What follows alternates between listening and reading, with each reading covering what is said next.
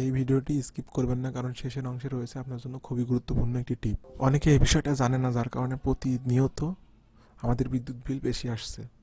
Hello বন্ধুরা, আমি মোহাম্মদ রাশিদুল ইসলাম, আপনারা দেখছেন ইউনিক টেক। তাহলে চলুন শুরু করা যাক। বিদ্যুৎ বিল কমানোর সহজ কিছু টিপস। বিদ্যুৎ বিল বেশি আসছে, অনেকেই বলে এই কাজ করলে বিদ্যুৎ বিল কম আসবে, কিন্তু কথাটা কি সত্য? চলুন আজ দেখি কথাগুলো ট্রুথ নাকি myth.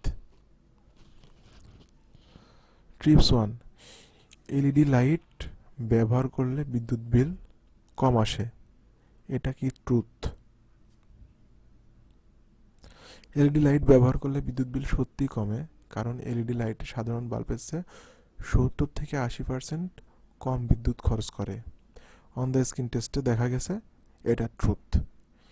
LED light saves energy. Tips number 2, charger লাগানো থাকলে বিদ্যুৎ বিল বেশি আসে। এটা কি মিথ্যা নাকি সত্য? অনেকে বলে চার্জার লাগানো থাকলেই আমাদের বিদ্যুৎ খরচ হয়। এটা পুরোপুরি মিথ্যা না, আবার পুরোপুরি সত্যও না। খুব সামান্য বিদ্যুৎ অনেক বেশি চার্জার থাকলে এটার প্রভাব পড়ে। অন দ্য স্ক্রিন টেস্টে দেখা গেছে এটা হাফ সত্য, half truth.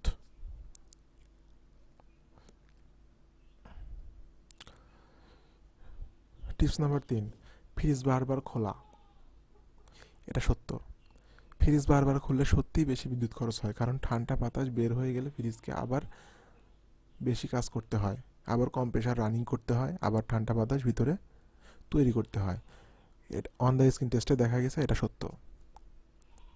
Tips number tips number 4, রাতের বেলা বিদ্যুৎ কম খরচ হয়। এটা কি সত্য নাকি মিথ্যা?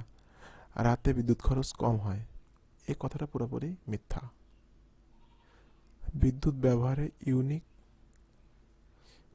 ব্যবহারে ইউনিট একই থাকে, দিন হোক অথবা রাত হোক। টিপস নাম্বার 5, পুরনো ফ্যান বা ফ্রিজে বেশি বিল আসে। পুরনো ফ্যান, ফ্রিজ বা এসি বেশি বিদ্যুৎ খরচ করে, এটা সত্য কথা। নতুন ইনভার্টার বা এনার্জি স্টার রেটেড যন্ত্রের বিল অনেক কম আসে, এটা সত্য। বোনাস টিপস, কাজ না থাকলে সুইচ অফ রাখুন, স্ট্যান্ড বাই ডিভাইস বন্ধ রাখুন। এই ছোটো অভ্যাসগুলোই বড় সেভিংস। এরপরে যদি আপনাদের বিদ্যুৎ বিল বেশি আসে, তাহলে প্রথমে আপনাদের ঘরের মেন সুইচটা বন্ধ করবেন। এরপরে মিটারের পিছনে এসে দেখবেন যে মিটারের ইন্ডিকেটর বাতি জ্বলে কিনা। মেন সুইচ অফ করার পরে যদি মিটারের পিছনে ইন্ডিকেটর বাল্বটা জ্বলে, তাহলে বুঝবেন মিটারের সমস্যা। তাহলে অতি দ্রুত বিদ্যুৎ অফিসে অভিযোগ করে মিটারটি চেঞ্জ করে নেবেন।